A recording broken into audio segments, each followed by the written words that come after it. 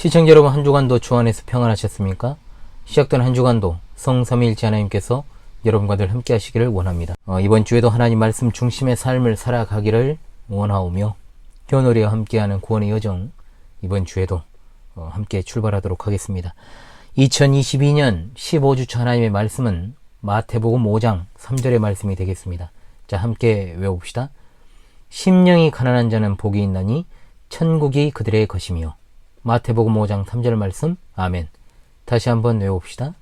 심령이 가난한 자는 복이 있나니 천국이 그들의 것이며. 마태복음 5장 3절 말씀. 아멘. 자, 말씀 드렸던 대로 팔복의 말씀을 이번 주 하나님 말씀으로 해설을 앞으로 한다라고 했습니다. 자, 지난 두 번의 강설, 서론의 강설을 제가 했습니다. 지난주에 그거 다 보셨는지요? 팔복의 개론에 관한 것입니다. 유심히 보셨으리라고 제가 생각을 하고요. 오늘은 이제 본격적으로 팔복의 첫 번째 주제부터 이번 주 하나님 말씀 시간에 해설을 하고자 합니다. 하늘에 속한 그리스도의 8가지 복 가운데 첫 번째 복, 심령이 가난한 자는 복이 있나니 천국이 그들의 것입니다. 이 한 절로 한 주를 살아간다 라는 것. 한 절로 어떻게 한 주를 살아가냐? 충분히 살아갈 수 있습니다. 예. 그만큼 이것이 성경에 있어서 정말로 중요한 주제이기 때문에 그렇습니다. 심령이 가난한 자가 무엇인가를 알기 전에 그것과 좀 반대되는 개념이 교만 아니겠습니까? 교만은 언제나 하나님과의 관계 속에서 이루어지는 것들인데, 이 교만에 대해서 잠깐 말씀을 드리자면, 저의 경험상, 그리고 사실상 정말 교만한 사람은 자기가 스스로 교만하다고 생각하지 않습니다. 절대로. 자기가 교만하다라고 생각하는 사람이 있다면 그 사람은 적어도 자기의 생활이 산상설교의 서문에 실린 이 예수님의 메시지와 대립된다라는 것을 쉽게 깨달을 수 있습니다. 예수님께서는 새로운 삶, 즉 의로운 이상과 정말 의타적인 기준에 기초한 복과 행복을 제시하십니다. 예수님의 이 위대한 설교는 바로 이런 행복, 즉 이기적인 사람들이 아니라 이타적인 사람들에게 주어진 행복에 그 초점이 맞춰져 있죠. 사실 세상의 기준으로 따지면 심령이 가난한 자가 복이 있다는 말은 전혀 말이 되지 않습니다. 이렇게 해야 되겠죠. 부유한 자는 복이 있나니 지상 왕국이 그들의 것입니다. 그러나 그리스도께서는 이것과 정반대로 말씀하십니다. 또한 어떤 이들은 이것은 하나의 이상향에 불과하고 나중에 이루어질 왕국에서 가능한 일들이기 때문에 현실을 살아가는 우리에게는 적용될 수 없다라고 주장을 펼치는 자들도 있어요. 그러나 사랑하는 시청자 성도 여러분, 이것은 우리를 위해서 주신 주님의 설교입니다. 시대를 막론하고 신자의 두드러진 생활 양식, 새로운 피조물로서 살아가는 신자가 이제 새로운 삶의 기준에 따라서 살아가야 된다. 예수님께서는 말씀하십니다. 행복이 무엇인지 알고 싶다면 반드시 너희는 이렇게 살아야 된다라는 것. 하나님께서는 분명 우리가 행복하기를 원하십니다. 누구보다도. 하나님께서는 우리가 복이 있기를 원하십니다. 그러므로 하나님께서는 우리가 행복하고 복이 있을 수 있는 원리들을 제공하시는 겁니다. 이것은 뭐냐? 구별된 삶입니다. 그렇다면 우리는 달라집니다. 산상설교의 원리대로 살아가는 사람은 분명 자연인 가운데는 없습니다. 또한 그리스도인이라고 불리는 사람들조차도 산상설교의 원리들이 말하는 그 구별된 삶을 살아가지 않습니다. 하늘의 원리에 따라 형성되어 가는 것이 아니라 갈수록 우리는 세상의 원리들, 여러 가지 원리들이 있지 않습니까? 세상의 음악이라든지 세상의 도덕이라든지 결혼이라든지 이혼이라든지 사회운동이라든지 물질주의, 다이어트, 여러 가지 유흥, 향락, 기업윤리, 의상, 오락, 여러 가지 어떤 세상의 형상으로 만들어져 가고 있죠. 그러나 하나님께서는 분명히 우리가 다르게 살기를 원하십니다. 이렇게 하면 행복할 것이다. 그러한 삶의 시작은 바로 무엇이다? 심령의 가난, 즉 영적인 가난으로부터 시작이 됩니다. 어떤 물건을 사면 가장 먼저 보는 것이 매뉴얼 아닙니까? 사용설명서죠.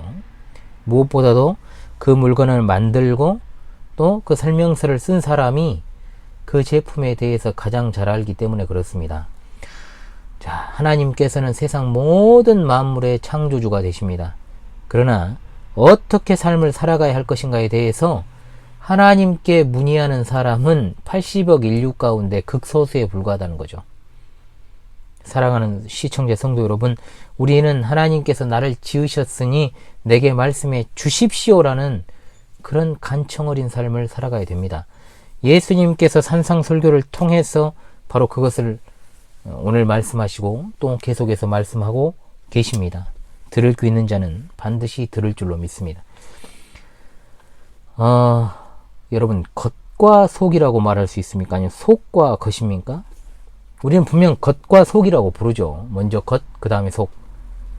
그러나 예수님은 속과 겉입니다. 뭔 말이냐? 내면을 들여다보시고 내면을 먼저 다루신다는 겁니다. 그렇다고 겉을 전혀 신경 쓰지 않는다는 말은 아니에요. 속이 바르면 겉도 바르게 돼 있어요. 겉은 바르지만 속은 바르지 않은 경우는 굉장히 많죠. 그렇죠, 여러분? 성경은 분명히 말씀합니다. 우리는 그리스도 예수 안에서 선한 행위를 위해서 창조되었다고 말입니다. 그러나 참된 겉이라고 하는 것은 참된 속에 의해서만 가능합니다. 굉장히 역설적으로 들리시지요. 그렇다면 굉장히 다행이에요. 왜냐? 팔복 전체가 거룩한 역설이니까. 팔복은 세상이 생각하고 말하는 것과 다 대조를 이루고 있기 때문에 그렇습니다. 자, 그렇다면 천국에는 어떻게 들어가느냐? 첫 번째로 우리가 살펴봅시다. 왜 그리스도께서는 심령이 가난한 자에서 시작하시냐? 주님께서는 새로운 기준, 새로운 삶을 지금 말씀하고 계십니다. 왜 여기서 시작하시는 걸까요? 이것이 바로 그리스도인의 근본적인 성품이기 때문에 그렇습니다. 심령이 가난하게 되는 것은 하나님 나라에 들어가는 모든 이의 삶에서 반드시 출발 지점에서 일어나는 일이기 때문에 그렇습니다. 철로역정 여러분, 처음에 크리스천이 각성할 때의 그 모습을 생각해 보십시오. 심령이 가난하게 되는 것으로부터 시작했습니다. 교만한 사람은 누구도 그 나라에 들어가지 못합니다. 또한 들어가지 못하고 들어가지 못했습니다. 지금까지도. 역설적으로 우리 앞에 올라가야 될 산, 올라가야 될 계단과 도달할 기준이 있다는 것을 우리는 압니다. 그러나 곧바로 우리는 깨닫게 되는 게 있어요. 뭐냐? 우리에게는 그곳에 올라갈 수 있는 능력이 없다라는 것. 그것이 여러분 복음의 출발점이에요. 더 빨리 그것을 깨달을수록 우리를 대신해 이 일을 이루어 주실 분을 찾을 수 있게 되는 것이죠. 예수님께서는 말씀하십니다. 너희는 죽지 않고 살 수 없다. 너희가 쓸모없게 되지 않고는 쓸모 있을 수가 없다. 현대적인 어떤 기독교 개념에 있어서 자기 비움이라는 것을 사실 진정한 의미에서 자기 비움을 찾기가 어렵습니다. 자기 비움을 좀 주장하는 자들도 주로 어떤 로마교적인 어떤 수도원적 영성에 기반을 두고 그런 말을 하는 자들이 많기 때문에 진정한 어떤 기독교적인 자기 비움이라는 것은 찾기가 어렵죠. 대신에 기쁨으로, 성령으로 또는 이런 것들을 수식어로 붙여가지고 여러 가지 것들을 채운다는 개념은 굉장히 더 많죠. 그러나 정작 나를 죽이고 또 죽이고 비우고 또 비우고 나의 자존감을 확실하게 무너뜨리는 그런 가르침은 찾아보기가 어렵습니다. 왜 그럴까요? 참으로 성경과 복음에 입각해서 책 제목을 짓는다면 아무것도 아닌 인간이 되는 법, 이것이 바로 가장 최고의 베스트셀러가 될 것입니다. 심령의 가난이라는 것은 모든 축복의 기본입니다. 그런데 현대적 기독교는 교만을 먹고 사는 부분이 너무 많다. 겸손과 낮아짐이 없는. 과연 그리스도인의 삶에 정말 은혜들이 그런 토양을 바탕으로 해서 자랄 것이라고 생각하십니까?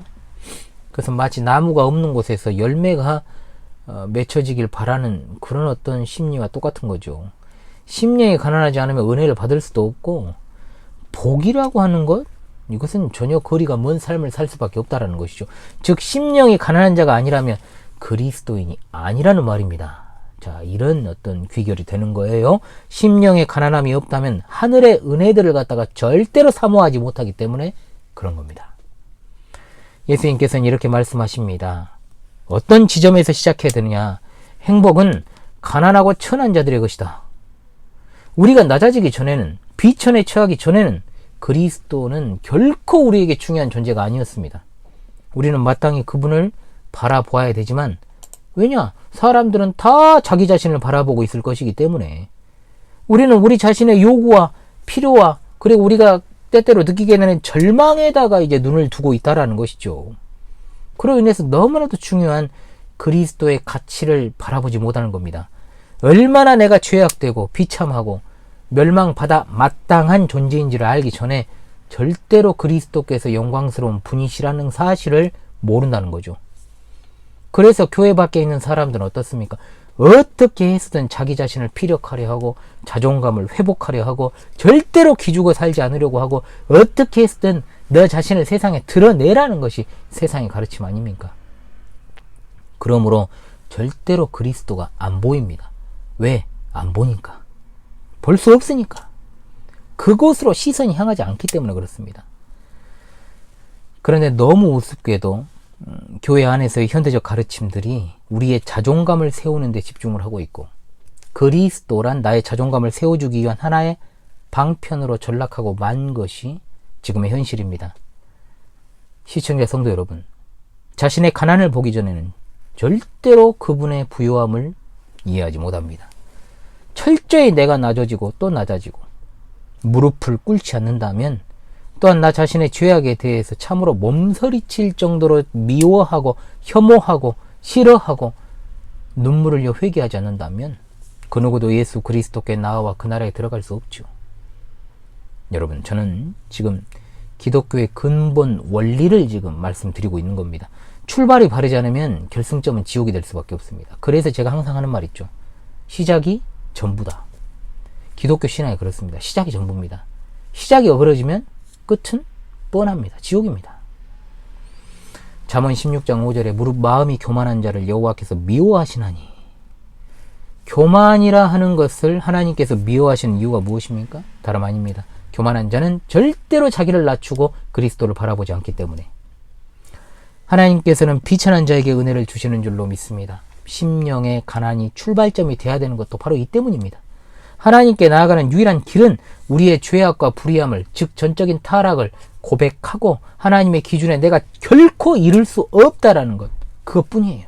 전적인 무능력을 인정해야 되고 나는 할 수 있는 것이 하나도 없다라고 외치는 것, 가슴을 치며 우리는 어떻게 해결할 수 없는, 어떻게 해도 해결할 수 없는 무력감과 절망감을 안고 들어가서 하나님의 축복을 받게 되는 겁니다. 그리고 그리스도 안에 살면서 지속적으로 연속해서 행복을 맛보기 위해서, 즉 근원적인 행복을 위해서 그 무력감과 절망감을 유지하는 거죠. 참 웃기는 말같이 들리죠, 여러분. 하지만 여러분, 이게 기독교, 이게 기독교입니다. 이것이 복음입니다. 복음은 나를 한없이 작게 만들고 반면 그리스도는 한없이 크게 만드는 겁니다. 이게 복음입니다. 기독교는 어떤 나의 자존감을 회복하고 세우는 종교가 아닙니다. 나를 한없이 비천한 자리에 머물러 두면서 무릎을 꿇고 엎드리게 만드는 종교죠. 이것은 어떤 고상한 종교에서 찾아볼 수 없는 점. 그러나 세상에는 이 진리를 알지 못하는 맹인들이 대부분입니다. 아니, 교회 안에도 눈뜬 맹인들이 대부분이에요. 너무나 많아요. 바른 태도로 하나님께 나온 그리스도인들조차도 개인을 높이는 어떤 세속적인 조류에 휩싸여서 교회에서 열심히 자기 만족, 자기 PR, 자기 의를 드러내며 세상에서 내 존재를 부각시키는 데 열중하고 있다는 거죠. 어떤 사람들은 예수님이 말씀하신 이 가난을 물질적 가난이라고 말하는 자들도 있습니다. 그러나 그리스도께서 단순히 돈이 없는 사람을 지칭하고 계신 것이라면 우리가 그리스도인으로서 할 수 있는 최악의 일이 뭡니까? 누군가를 돈으로 구제하는 일이 되지 않겠어요? 가난한 자들을 돕는 것은 끔찍한 일이 되겠죠. 왜? 가난한 자들에게 복이 있으니까.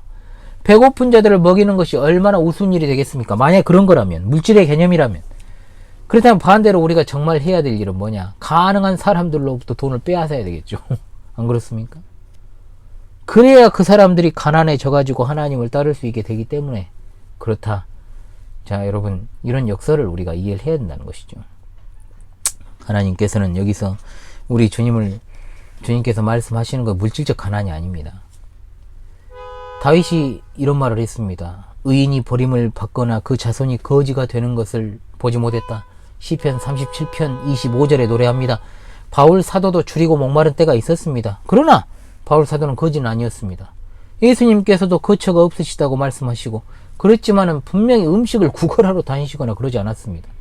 적어도 예수님의 제자들이 세상에서 미쳤다는 말도 듣고 무식하다는 소리도 듣고 세상을 엎으려는 그런 자들이란 말을 들었을지언정 성경 어디에도 제자들을 가리켜서 거지라는 소리를 들었다는 말은 나오지 않습니다.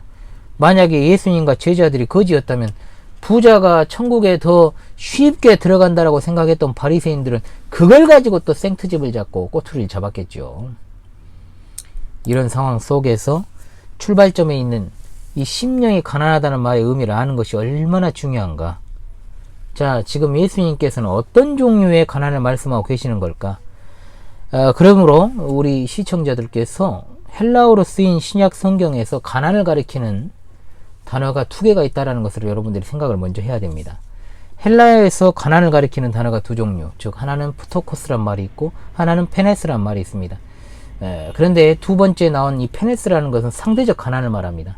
상대적 가난. 그러니까 자기 스스로 열심히 먹고 살긴 해요.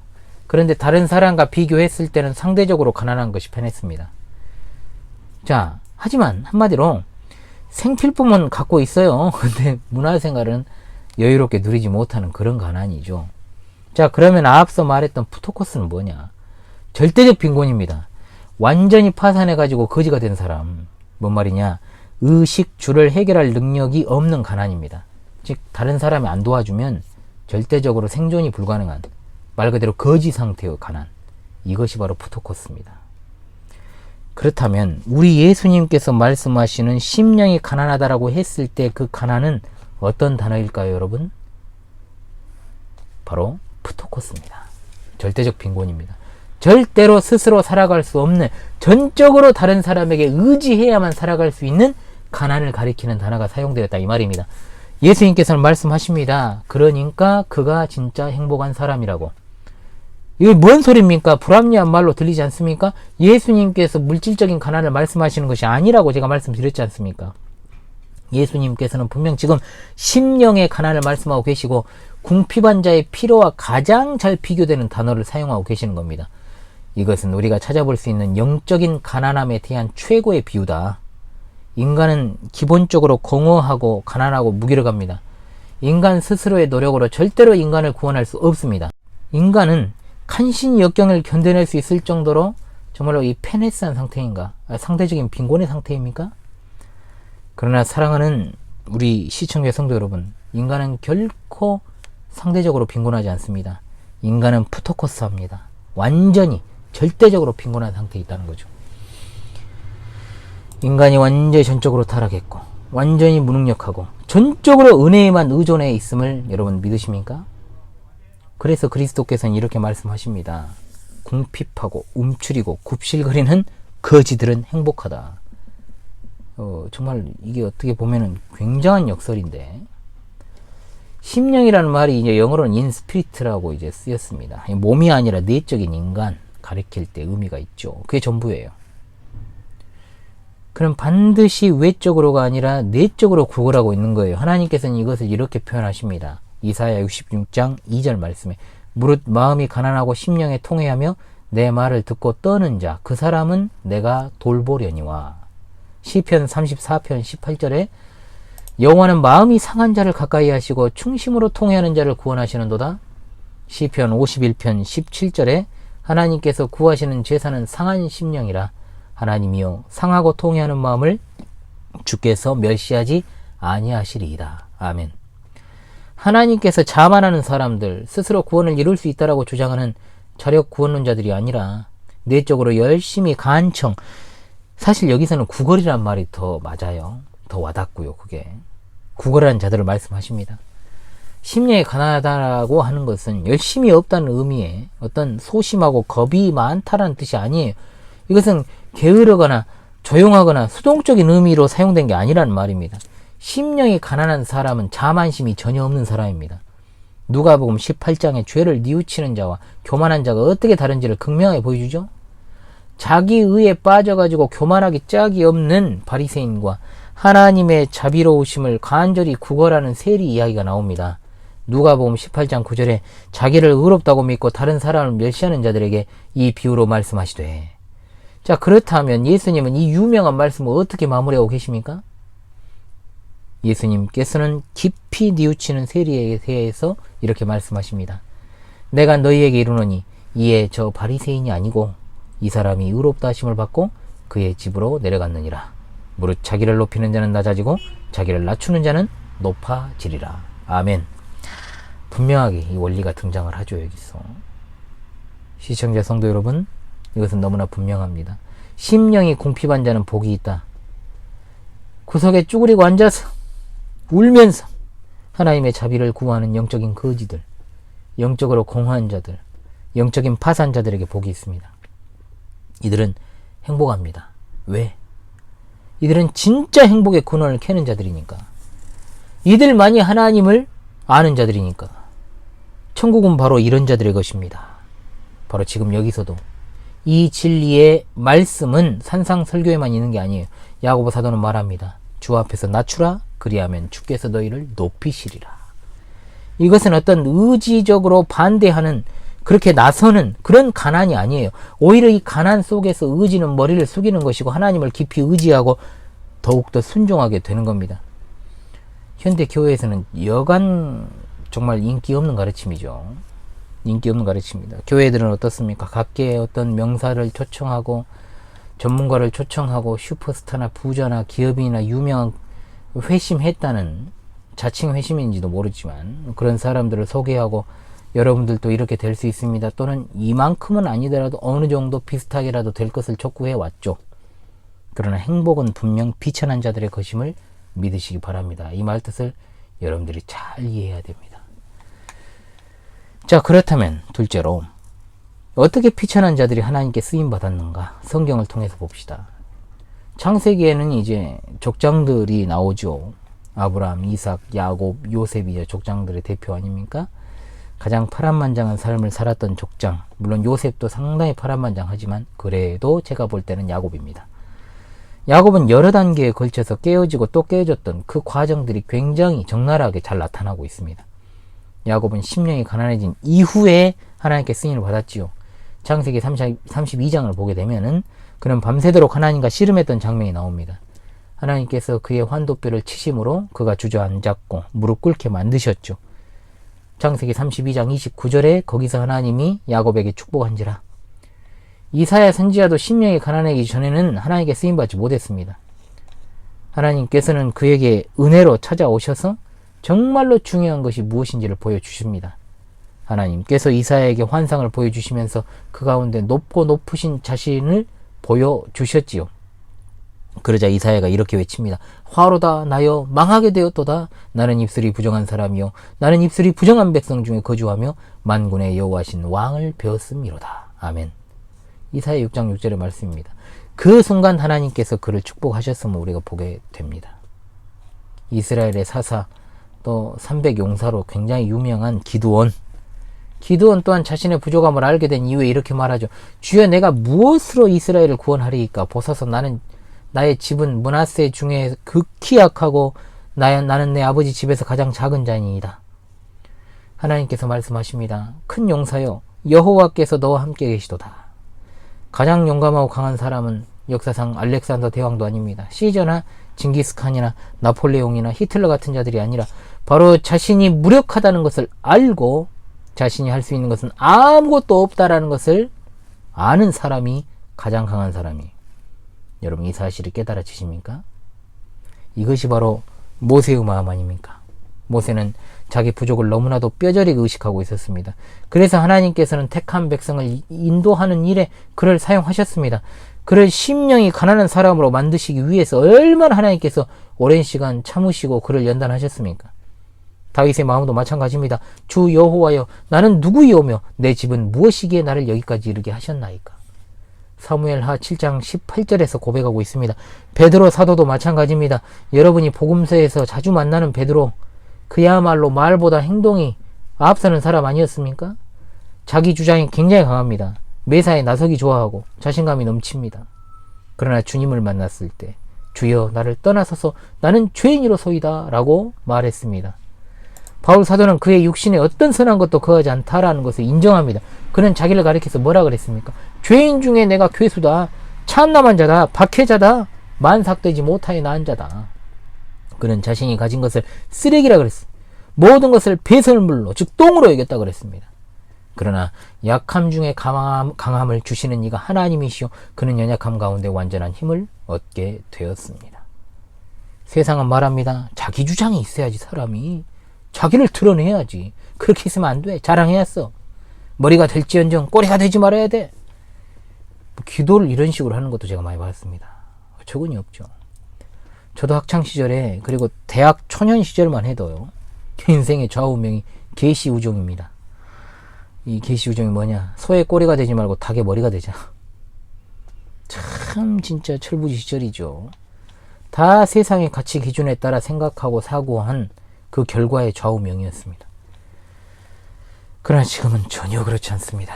저는 이미 신학대학원에 들어갈 즈음에 절대 앞으로는 내가 죽을 때까지 남의 머리가 되려 하지 말고 불필요한 인맥도 만들지 말고 열심히 공부해서 양들에게 질적으로 좋은 정말로 신령한 젖을 먹이는 목자가 되자. 다른 것 아무 필요 없다. 싹 다 끊어냈습니다. 다 끊어냈습니다. 모든 관계도 그렇고. 그래서 저는 목회자 후보생 시절부터 지금까지 한결같이 그런 자세로 살아왔습니다. 저도 참 학창시절이나 그리고 대학생, 대학원 시절까지도 남의 머리가 되려는 삶을 좀 추구했고요. 실제로 그렇게 살았습니다. 한 번도 저는 남 뒷공무니 쫓아다니는 삶을 산 적이 없어요. 항상 리더가 되어서 그렇게 살았습니다. 그런데 정말 부질없더라고요, 이게. 그렇게 살지 않습니다, 이제는. 정말 부끄럽습니다, 그런 과거가. 제가 그런 것들이 깨지지 않고 만약에 그런 것들을 그대로 가지고 목사가 되었다면 저도 이상한 목사가 됐겠죠. 하나님께서 너의 연약함을 인정할 때, 네가 아무것도 아님을 인정할 때 그것이 끝이라고 말씀하는 게 아닙니다. 오히려 시작이다. 그러나 그것은 어떤 일보다도 사실 어렵죠. 예수님께서는 우리가 가장 먼저 인정해야 할 일은 나는 할 수 없다. 저는 할 수 없습니다. 이것이라고 말씀하십니다. 이것이 곧 심령의 가난입니다. 이것이 영적인 가난입니다. 마태복음 18장에 불의한 종의 비유가 나오죠, 여러분. 그 종은 결코 갚을 수 없는 천문학적인 액수의 돈, 1만 달란트의 돈을 빚졌습니다. 예수님은 이렇게 말씀하십니다. 그 종이 엎드려 절하며 이르되 내게 참으소서 다 갚으리다거늘. 그 종은 이렇게 말합니다. 잠깐만 밀어주시오. 내게는 다 갚을 자원이 있습니다. 예수님이 이 비유를 통해서 말씀하시고자 한 것은 이겁니다. 바로 하나님께 잠깐만 참으십시오. 내가 다 갚겠습니다. 제가 다 갚겠습니다. 라고 말하는 것이 얼마나 어리석냐 이 말. 못 갚죠. 1만 달란트를 어떻게 갚아요? 심령이 가난하다라고 하는 것은 자원이 없고 교만하지 않으며 자신을 과신하지 않고 자기를 절대적으로 의지하지 않는다는 것을 의미합니다. 채우려면 비워야 되잖아요, 여러분. 생활 속에서도 얻을 수 있는 지혜 아닙니까? 그릇에 무언가를 담을 때 비우고 씻어야죠. 그래야 음식을 다 먹죠. 안 그러면 상하죠. 못 먹죠. 이것이 바로 사는 길입니다. 예수 천당 불신 지옥 수준이 아닙니다. 구원의 문턱에서 양다리 걸치고 있는 것이 아니라 진짜 사는 길을 말하는 겁니다. 내가 죽어야 그리스도께서 사시고 또한 내가 사는 거죠. 궁극적으로. 어거스틴이 회심하기 전에 자기가 가지고 있던 지적 능력에 대해서 정말로 그 사람도 산전수전 많이 겪었고 지적인 교만에 빠져 있었던 사람 아닙니까? 그래서 결국은 자신의 어떤 지적인 자긍심이 자신의 믿음을 가로막았다라고 그가 이야기합니다. 즉 교만한 마음을 비운 후에야 하나님을 알게 된 거죠. 시청자 성도 여러분, 여러분의 가방끈이 그 이상 길지 않은 것을 감사하십시오. 잘못된 지식이 많으면 많을수록 더욱 주님께 두 손 들고 못 나옵니다. 진짜 그렇습니다. 물질주의가 충만한 현대교회가 더욱 그렇죠. 초대교회도 그렇고 과거 초창기로부터 한참 후까지도 여러분 한번 생각해 보십시오. 한국 교회에 오늘날처럼 진짜 부유한 자, 많이 배운 자가 있던 때가 없어요. 그런데 교회는 영적으로 어떻게 됐습니까? 더 뒤로 갔습니다. 그러니까 한마디로 말하면 물질적인 가난을 겪는 것이 심령이 가난하게 되는 것에 도움을 주었던 것이 사실이다 이 말입니다. 사실은 생명의 유일한 근원은 자신은 할 수 없다라는 것을 알고 있는 자들의 것인 줄로 저는 믿습니다. 여러분도 믿으시죠? 그 기준은 너무나 높기 때문에 스스로 도달할 수 없습니다. 그리고 이 사실은 다름 아닌 시내 산에서 하나님께서 율법을 주실 때 그 광경에서 드러납니다. 하나님께서 자기 율법을 주셨습니다.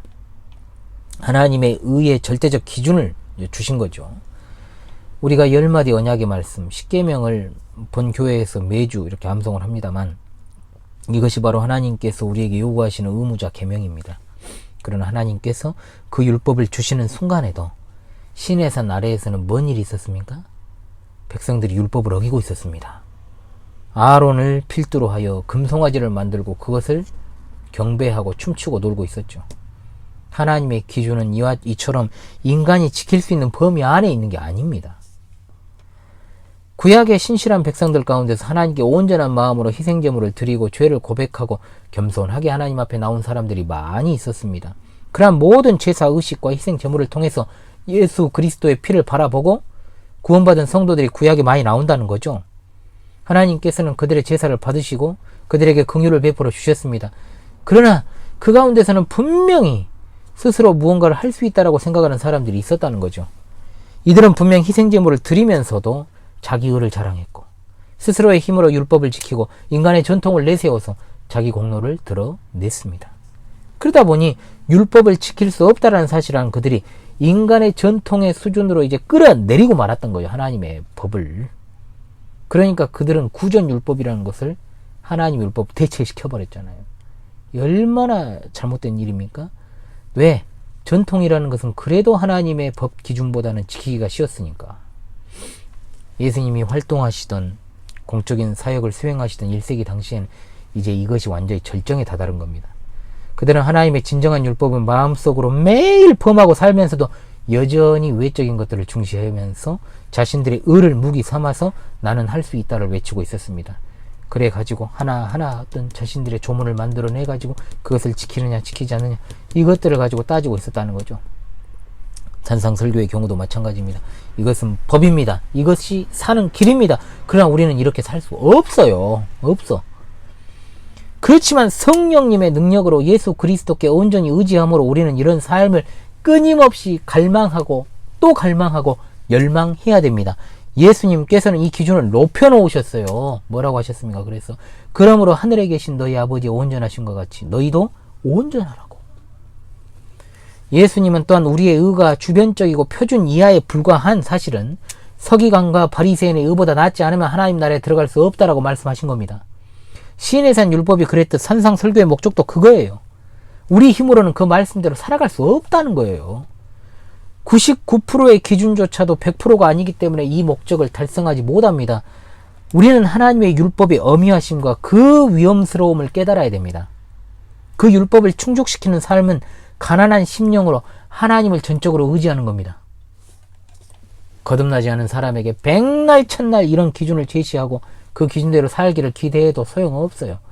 성경은 우리에게 율법의 기능이라고 하는 것이 모든 사람이 하나님 앞에서 죄를 깨닫게 되므로 그 죄를 씻으실 수 있는 단 한 분 예수 그리스도께 인도하는 것이라고 말합니다. 이것이 바로 여러분 예수님께서 말씀하시는 가난이요 사는 길이다 이 말입니다. 그러므로 시청자 성도 여러분 지금 그 나라를 누려야 됩니다. 지금 그 나라를 누려야 된다는 겁니다. 천국이 그들의 것임이요 막연한 바람? 아니에요. 이게 천국이 그들의 것입니다. 그런데 여기서 그들이란 말보다는 그들만의 것이다가 더 적절하죠. 그게 맞는 표현이에요. 천국은 누구의 것인가 물었을 때 천국은 바로 누구의 것이다? 심령이 가난한 자들의 것입니다. 현재형이 현재형. 미래의 어떤 이상향이 아닙니다. 우리 주님이 오시고 난 후에 이루어질 나라의 모습도 아니에요. 어떤 이들이 말하는 것처럼 천년 왕국에 대한 것도 아니에요. 하나님 나라는 지금 현존하는 나라예요. 현재 존재하고 있어요. 지금. 그리스도의 통치는 지금 이루어지고 있습니다. 행복은 지금 현재의 일이라는 거죠. 천국은 바로 하나님의 다스리심과 그 통치에 들어가는 것을 말해요. 물론 천국은 미래적 측면이 있습니다. 분명히. 제가 already but not yet이라는 말을 자주 씁니다. 이미 이루어졌으나 그 완성을 기다리고 있는 나라가 바로 하나님 나라입니다. 그러나 지금 현재적인 측면이 굉장히 중요해요. 그리스도께서 하나님 우편에서 지금 우리를 다스리고 계시기 때문에 그렇습니다. 시청자 성도 여러분, 지금 우리는 제사장 나라입니다. 지금 우리는 예수 그리스도의 백성입니다. 지금 우리는 승리자예요. 지금 굉장히 중요해요. 지금이에요. 에베소 2장 4절로 이하에 긍휼이 풍성하신 하나님이 우리를 사랑하신 그 큰 사랑을 인하여 허물로 죽은 우리를 그리스도와 함께 살리셨고 또 함께 일으키사 그리스도 예수 안에서 함께 하늘에 앉히시니 이는 그리스도 예수 안에서 우리에게 자비하심으로써 그 은혜의 지극히 풍성함을 오는 여러 세대에 나타내어 하심이라. 즉 이미 우리가 그리스도 안에서 그의 모든 은혜와 자비하심을 받은 것입니다. 우리는 그분의 백성이에요. 그분이 우리를 돌보십니다. 그는 우리의 필요를 공급하여 주십니다.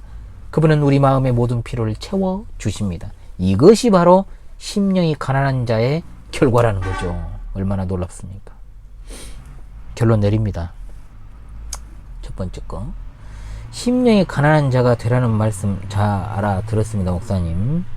그럼 어떻게 해야 됩니까? 예, 제시하겠습니다. 제시할게요. 첫 번째입니다. 혼자서 뭔가 해보려는 그런 어리석음을 이제는 버리십시오. 버리십시오. 수도원에서 수도사들이 이런 행위 했죠. 그들은 재산을 다 팔아치우고 결혼도 안 하고 수도원에 너저분하게 그렇게 앉아있으면서 금욕생활 하면 심령이 가난해질 수 있다라고 생각을 했습니다. 그러나 그렇지 않지요. 그 반대로 또 열심히 사회적으로나 복지사업을 많이 해가지고 많은 사람들을 또 돌본다고 해서 구제한다고 해서 또 심령이 가난해지는 것도 아니에요. 우리가 바라봐야 되는 것은 오직 성삼위일체 하나님이심을 믿으시기 바랍니다. 그의 말씀을 읽어야 됩니다. 그리고 성경에 나타나는 삼위일체 하나님의 그 놀라우신 그 성품을 보실 수 있어야 돼요. 그리스도를 바라보십시오. 그분은 우리가 닮아가야 될 최고의 교사이자 구세주가 되십니다. 그러므로 여러분께서는 절대로 혼자 뭔가를 해보려는 그런 어리석음을 범하지 않기 위해서 기록된 하나님의 말씀, 계시, 진리, 성경을 배우는 일을 게을리해서는 안 되고 교리를 공부해야 되며 신실한 목사와 가까이 지내야 되고 목사를 그저 좋은 교훈을 가져다주는 도덕교사가 아니라 진리를 내게 전해주는 목자로서 바라보아야 된다 이 말입니다. 이런 말을 하기도 참 어려운 시기이긴 합니다만 그래도 원칙은 변하지 않으니까요. 자, 두 번째입니다. 육을 굶주리게 만드십시오. 이 말 오해하지 마십시오. 다이어트 하란 말 아니니까. 육적인 번성을 줄이게 만들라는 겁니다. 얼마나 목회자라는 허명말을 가지고 교만한 사람들이 많은지 모릅니다. 자리가 사람을 만든다고 자신이 선언한 자의 위치에 있으니까 듣는 사람들과는 다르다라고 생각하는 교만함, 목회자가 쉽게 빠질 수 있는 그런 교만입니다. 그러나 저나 여러분이나 똑같이 하나님 말씀 듣는 위치에 있습니다. 스피커가 무슨 능력이 있습니까? 그러잖아요. 전 전달자입니다. 칭찬을 받아들이기는 참 쉬워요. 그렇지 않습니까? 좀 오그라들긴 해도 그 순간에는. 가령 성도들이 저에게 목사님 말씀에 은혜 받았습니다. 목사님 설교 듣고 정말로 깨달음이 많았네요. 이 교회에서 신앙생활 하는 것이 참 천국입니다. 이런 말을 하는 분은 적어도 지금 제 곁에 계시는 분 중에는 별로 없어요. 그리고 그런 말 하더라도 별로 안 좋아합니다. 저 그런 거. 그건 나를 죽이는 말이거든요. 그거는 다행이라고 생각을 해요. 정말. 여하튼 칭찬을 받기는 쉬워요. 가끔가다 댓글로 정말 제게 많은 칭찬을 해주시고 격려해 주시고 그렇게 생각을 합니다만은 절대로 저는 그럴 만한 위치에 있는 사람도 아니고 그런 사람도 아니에요. 칭찬받긴 쉽다. 칭찬과 씨름할 필요는 없으니까. 그러나 그것으로 절대로 심령이 가난해지진 않습니다. 육적인 굶주림을 칭찬을 듣는 것으로, 그리고 우리가 어떤 사람을 만나는 것으로, 그리고 내 나름의 어떤 방법을 사용해서 채우려는 노력을 절대 하지 마시기 바랍니다. 육적인 본성은요 언제나 출격 준비를 하고 있어요. 그래서 우리는 어떤 궁핍과 그리고 곰핍과 실패와 상실의 아픔 속에서 이러한 것들이 하나님께서 나를 하나님께로 인도하시기 위함이요, 또 하나님께서 나를 더욱더 정말로 가까이 이끄시기 위한 방편이었다라는 사실을 깨달으시기 바랍니다. 하나님께 대한 전적인 의지, 그것이 바로 육적인 본성을 줄이게 만드는 겁니다. 제발 여러분 귀 기울여 들으시기 바래요. 이래놓고 또 내 나름의 방법을 세워가지고 그것들을 채우려는 노력들을 수행하기 때문에 그렇습니다. 이 땅에서 상실의 아픔과 궁핍함과 실패와 어리석음을 아무 무의미한 것이라고 생각하지 마시기 바랍니다. 그것은 여러분을 향한 하나님의 뜻이기 때문에 여러분은 더욱더 하나님을 가까이 하시기를 간절히 바라옵니다. 아멘. 세 번째로 구하고 끊임없이 구해야 됩니다. 심령이 가난해지기를 원하십니까? 그렇다면 갈구해야 됩니다. 갈구. 정확히 말하면 구걸해야 됩니다. 끊임없이 구걸하십시오. 거지가 구걸하지 누가 구걸해요. 자, 여러분 그 심령이 가난하다고 해서 가난이 프토코스 절대적 빈곤이라고 제가 분명 말씀드렸습니다. 세리는 말합니다. 하나님 나를 불쌍히 여기시옵소서. 예수님은 이 사람이 의롭다 하심을 받았다라고 분명 말씀하십니다. 심령이 가난한 자, 정확히 말하면 영적 거지는 행복합니다. 그는 천국을 소유했기 때문입니다. 영적인 파산자이십니까 여러분? 그렇다면 영원한 나라를 소유한 자입니다. 하나님을 바라보고 육을 줄이게 하고 정말 간절히 구걸하라. 하나님은 조금도 꺼리지 않고 그 일을 이루십니다. 거지가 구걸할 때 열심히 하나 뭐라 합니까? 우리가 아직 배가 덜 고팠구만 이래 말하잖아요. 응? 하나님은 절대로 꺼리지 않으시고 그 일을 이루십니다. 여러분, 심령이 가난한 삶을 살게 될 때 우리에게는 이런 특징들이 나옵니다. 뭐 어떤 특징일까요? 첫 번째로 자의식이 사라져요. 하나님의 영광과 먼저 다른 사람들의 필요를 생각해. 이게 뭐예요? 하나님 사랑, 이웃 사랑이죠. 그리고 두 번째, 그리스도의 영광을 보죠. 그리고 예수님께 대한 정말로 감사함과 찬송이 넘칩니다. 그리고 세 번째, 내 처지가 좀 곰핍하고 그러더라도 결핍이 있더라도 불평 잘 안 합니다. 잘 안 한다는 거예요. 잘 안 해요. 왜? 원래 난 자격이 없으니까. 은혜만을 단순하게 구하는 거죠. 하나님의 값없는 선물을. 네 번째로, 나보다 나은 사람과 비교하지 않습니다. 다른 사람을 볼 때 그 사람의 탁월함을 봅니다. 그리고 나의 연약함을 봅니다. 참으로 모든 이들을 올려다보는 그는 분들이 되시길 바랍니다. 다섯 번째로, 기도에 많은 시간을 쏟을 수밖에 없죠. 자, 거지는 날마다 구걸해요. 간절하게. 왜? 구걸을 해야 먹고 사니까. 거지가 하루라도 구걸 안 하면 못 삽니다. 영적인 거지들이시여, 쉬지 말고 구걸하시기 바랍니다. 저도 구걸하렵니다. 계속해서. 그리고 그 다음으로, 그리스도를 도구 아닌 목적으로 삼고 그분만을 바라봅니다. 그리스도인이라 불리는 많은 가짜들이 그리스도를 수단으로 삼고 자빠졌습니다. 그러나 사랑하는 여러분, 그리스도는 처음부터 끝까지 그리스도의 뜻만을 바라보는 줄로 믿습니다.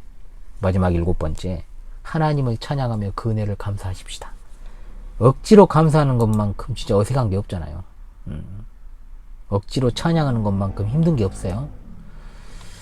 우리에게 주어진 모든 것이 내가 이룬 것이 하나도 없습니다. 모든 것이 하나님의 은혜의 선물임을 믿으시기 바랍니다. 디모데전서 1장 14절 말씀에 우리 주의 은혜가 그리스도 예수 안에 있는 믿음과 사랑과 함께 넘치도록 풍성하였도다. 아멘. 내 것이 하나도 없고 내가 할 수 있는 것이 아무것도 없다라는 것을 깨닫는 순간에, 그리고 내가 아무것도 얻을 자격과 권리가 없다라는 것을 깨닫는 순간에 여러분은 모든 것을 가진 자입니다. 왜요? 천국이 우리들의 것이잖아요. 천국이 우리들의 것인데 무엇이 도대체 부럽고 무엇을 원할 수가 있겠습니까? 할렐루야입니다. 심령이 가난한 자는 복이 있습니다. 아멘. 자, 다시금 이번 주 하나님 말씀 팔복에 있어서 첫 번째 해설 시간을 마무리하면서요, 말씀, 이 5장 3절의 말씀을 함께 외우면서 마무리하도록 하겠습니다. 여러분 이 사실을 잘 기억하시면서 또 계속해서 함께 하나님 말씀을 상고해 나가실 수 있기를 간절히 소망합니다. 심령이 가난한 자는 복이 있나니 천국이 그들의 것이미요. 마태복음 5장 3절 말씀. 할렐루야. 아멘.